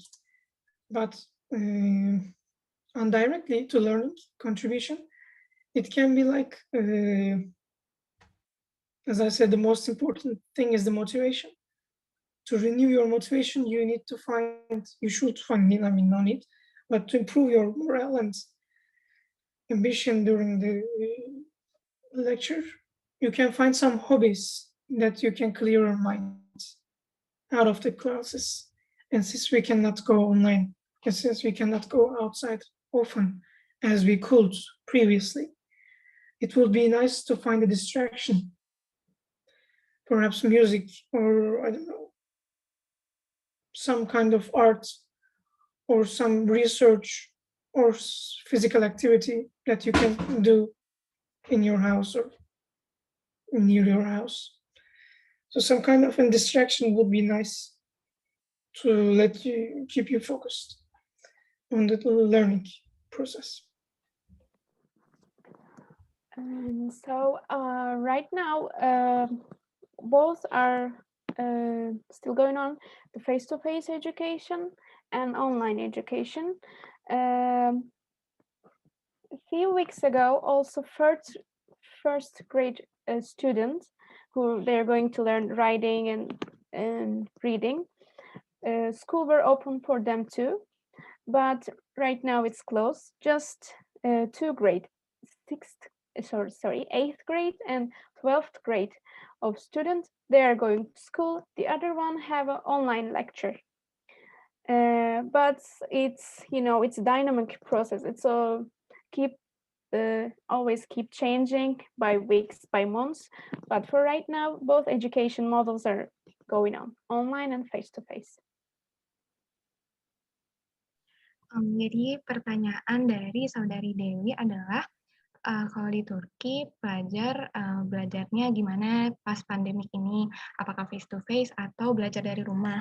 Nah, dua-duanya itu ada, face to face ada dan online juga ada, tapi itu dinamis ya, bisa berubah-ubah. Nah, waktu itu kemarin sempat kelas 1 itu belajar face to face, menulis dan membaca, tapi balik lagi ke online, dan sekarang yang offline itu lagi kelas 8 dan kelas 11. Nah, kalau misalnya dari mahasiswa tadi, dari Mehmet, kalau di mahasiswa itu diberi materi untuk diskusi grup, sebenarnya sama seperti offline, tapi dijadikan online aja. Kalau misalnya di Zoom itu nanti dibagi ke per room, dan habis itu diskusi, habis itu nanti keluar dari room lagi. Terus untuk mempertahankan ambisi belajar selama pandemik ya, tips dari Mehmet adalah untuk mencari hobi gitu, biar tetap semangat belajar dan nggak terlalu bosan belajar di rumah. Seperti itu. I guess that was the last question. Yeah, that was the last question.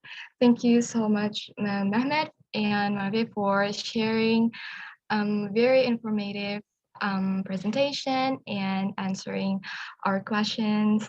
Thank you so much for joining us today and make time for this Zoom webinar. And I guess that was it for the presentation session and the Q&A session. Ines, are you still, okay, Ines, there you go. Okay, back to Ines. After you, Ines. Thank you. Okay, hello again. Thank you, Kairin, for led us through the presentation session. Wow, now of course we get so much insights and informations about Turkey, right? Thank you for our speakers today, to Mehmet and Merve, for sharing so much knowledge and delivered very well from history of Turkey, Turkish cuisine, and then traditional dance, music, traditions, and also comprehensive insights about education and Ramadan season during COVID-19 pandemics in Turkey. Okay, but we are not done yet, because what? Because we have door prize for lucky participants. Perhaps Kawidi. Hello, Kawidi. Yeah, hello. Yeah, will you lead this door prize session? Okay, but I think before we want to know who get the present or the prize for today, I think it's better we get the photo session first, because the participant already so much. And please turn on all of your camera is turn on. Silakan nyalakan dulu kameranya semuanya.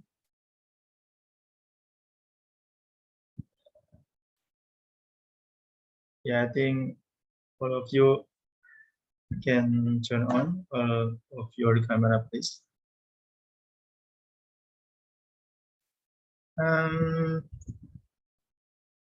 Kak Ines bisa dipandu untuk take picture-nya. Okay, I'll take the screenshot. Okay, please count. Okay, 1, 2, 3. Okay, first slide, 1, 2, 3. Okay, and then the second slide, 1, 2, 3. Wait a second, 1, 2, 3. Okay. Next slide. Enough? Yeah, only 2 slides. Or this slide? Okay. Yeah. But it's already getting there. Or once more.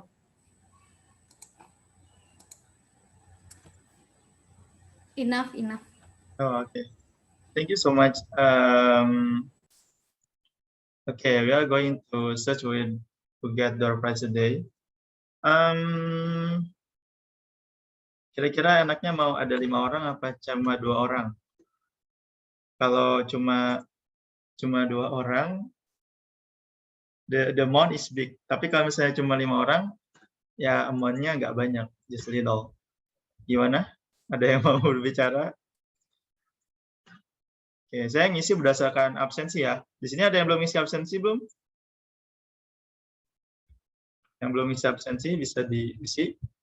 saya mau drop dulu buat yang di sini yang udah ngisi absensi hari ini.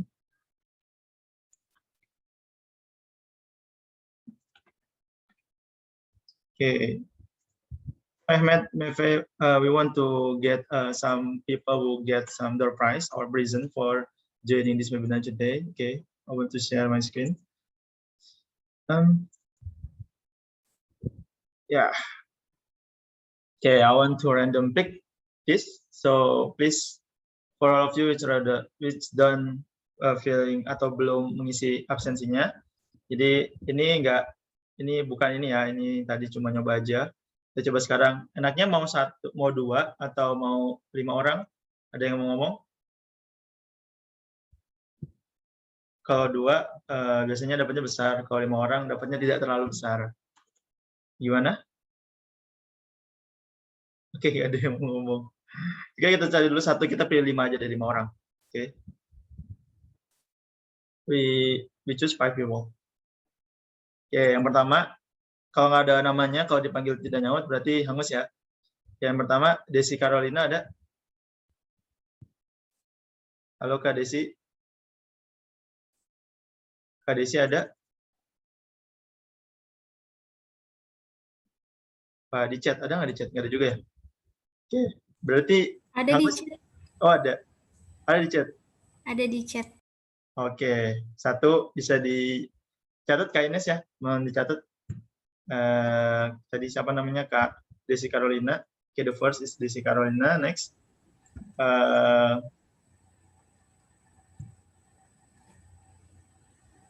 Silna Mukhlisah ada? Kak Silna ada? Nggak ada. Oh, Kak Silna nggak ada, Agus ya Kak? Ada Kak. Oh, ada. Kirain nggak ada. Oke, kita search for the third people, for the third winner. Sakin Arifin ada? Sakin Arifin? Oh, nggak ada kayaknya ya. Ada Kak. Oh, ada. Sakin Arifin ini cowok ya. Oke. Tadi 3 ya? Berarti ini yang keempat ya? Oke. Heni Dwi Saputri ada? Apa nggak ada? Heni Dwi Saputri? Oh, kayaknya nggak ada ya? Oke, nggak ada. Saya kocok lagi berarti.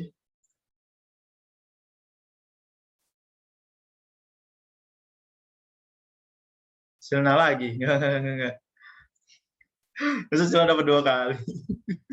No. Oke, Iklil Salsabila ada? Nggak ada ya? Iklil Salsabila? Nggak ada. Oke, nggak apa. Tadi udah berapa Kak Ines? Baru 3 ya? Baru 3. 3. Amita Resia ada? Kami. Kami ini harusnya ada. Halo kami. Halo kami, Amita Resia. Kayaknya nggak ada juga. There's nothing, Ami, there, nggak ada. Ya udah nggak apa-apa, kita random lagi, random again.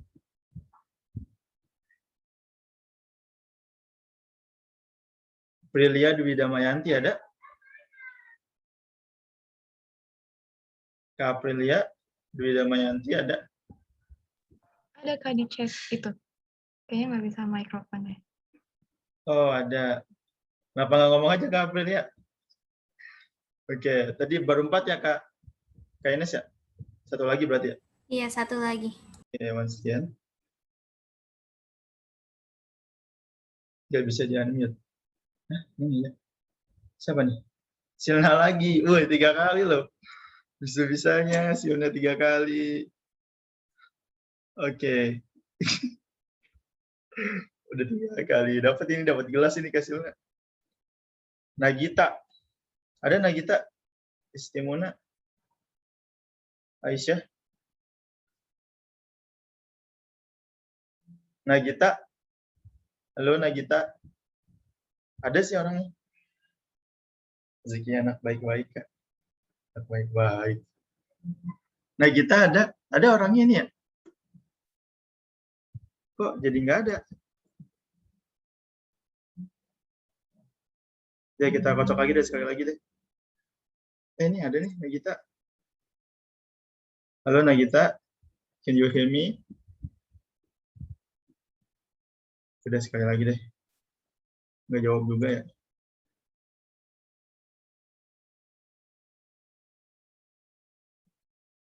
Lagi basic channel nggak? Oh ya, udah nggak apa-apa, tadi tambahin aja. Aprilia udah ya tadi ya? Wah, Udah. kacau. Jadi pas dulu aja bentar. Dihapus aja apa enggak Kak yang udah dapet? Oh iya ya, benar. Kok saya bodoh ya?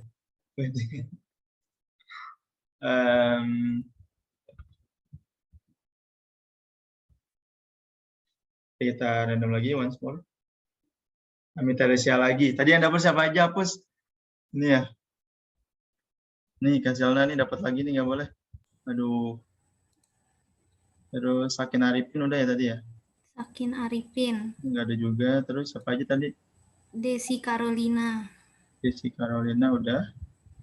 Sama Aprilia Dwi Damayanti.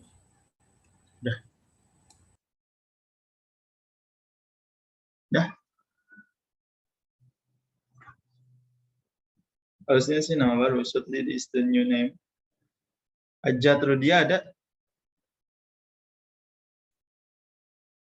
Halo Ajat. Nggak ada ya? Ada. Ajat Rudiat. Halo Kak Ajat. Ada. Maaf itu Ajat Rudiat ya. Kak Ajat Rudiat. Oke, berarti sudah ada 5 ya sama Kak Ajat Rudiat. Oke. Yeah, that's enough I think for good people.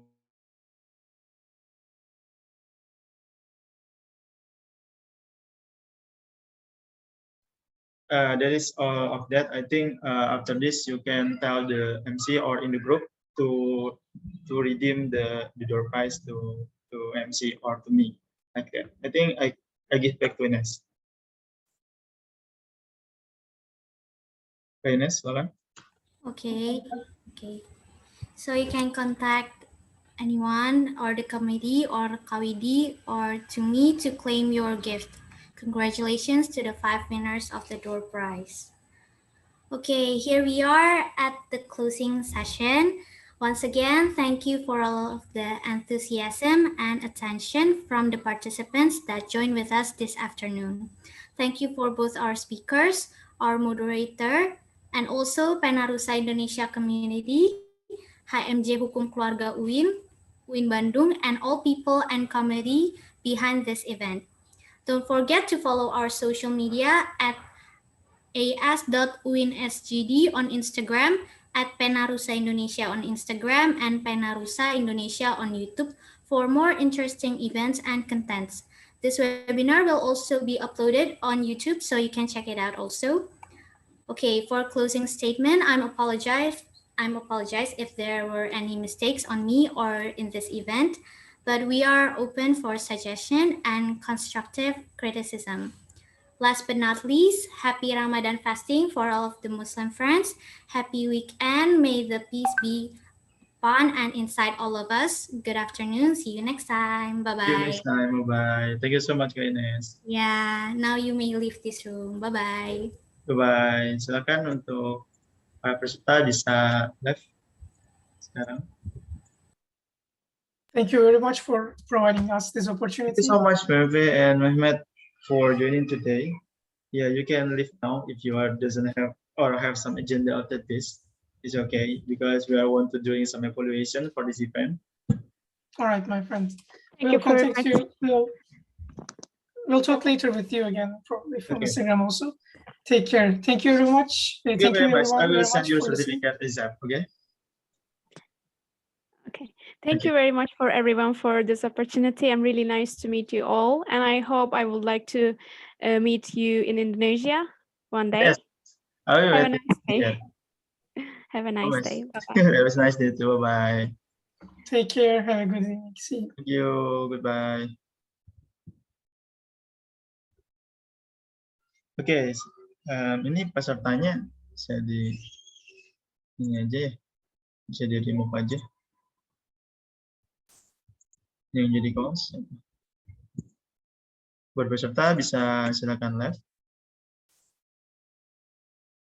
Ada yang tidur kayaknya ada tadi. Anissa Nur Halifa ini dari HMJ kakak bukan Kak? Bukan ya?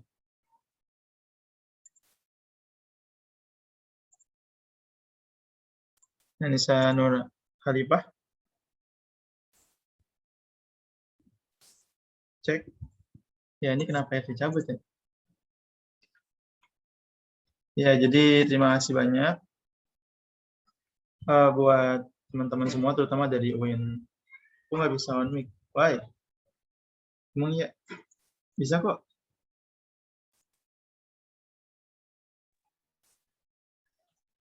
Nah, Bisa. tapi nggak bisa.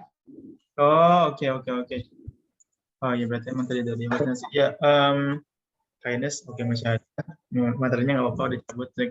Nah, intinya tadi ada beberapa evaluasi ya, tapi alhamdulillah bisa berjalan dengan baik dan gak nyangka juga sih yang datang ternyata bisa sampai tembus sekitar 40 orangan gitu. Padahal tadi di dalam grup itu ada sekitar 48. Ya kalau dilihat dari TWIPE-IN kemarin mungkin kita nggak sebanyak kemarin TWIPE-IN ya, sekitar 90 sampai 80 orang. But I think it's enough. Kita bisa memberikan yang terbaik. Kita juga udah kita juga udah live di YouTube juga. Jadi nanti bisa dilihat di YouTube channel kita, terus juga saya record di Zoom kita kalau misalnya nanti HMJ keluarga Kak Farhan mau minta videonya juga bisa, biar nggak langsung dari YouTube, biar kualitasnya juga lumayan. Gitu. Nah mungkin evaluasinya mungkin ini aja kali ya, translator ya. Jadi ada beberapa orang yang emang nggak paham dengan bahasa Inggrisnya. Jujur emang mereka tuh bahasa Inggrisnya tuh aksennya agak sulit dan agak sulit untuk mengerti kita. Dan kalau misalnya kita mau baca nih, saya share screen deh. Buat yang buat yang sudah mengisi kesan dan pesannya itu sangat-sangat wow sih, bukan wow.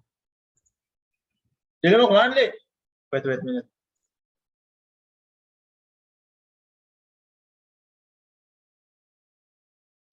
Oke, that's my brother. Jadi kita bisa lihat di sini ada kelihatan kan? Oke. Jadi ada beberapa yang positif, ada yang negatif juga, tapi ya nggak apa-apa, itu jadi pembelajaran buat kita juga. Jadi mungkin ini ada yang my English is the beginner, so there are some that understand. Jadi banyak yang nggak ngerti sih intinya gitu, karena mereka tuh bahasa Inggrisnya mungkin masih beginner gitu kali ya. Tapi ya overall kita bisa maklumi. Nah mungkin next untuk teknisnya dari swipe-in sih bisa ada translator ya untuk kedepannya gitu. Tapi nggak apa-apa, sampai sini udah bagus banget. Terus juga untuk HMJ Hukum Keluarga UIN Bandung, terima kasih banyak telah join dan membantu menjadi media partner kita.